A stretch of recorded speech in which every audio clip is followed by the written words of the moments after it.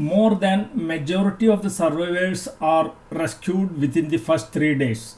The most heartbreaking scenes there in Turkey after the devastating earthquakes which occurred 2 weeks ago. Nature showed its fury by demonstrating its power and also giving a warning to humanity. How can it react mercilessly when it requires to do so?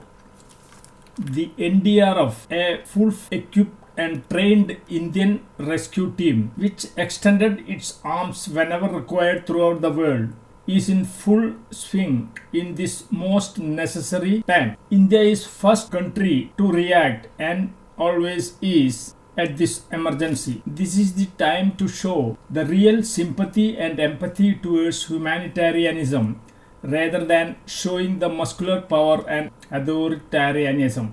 We in India is always a symbol to this. Let the world realize this fact.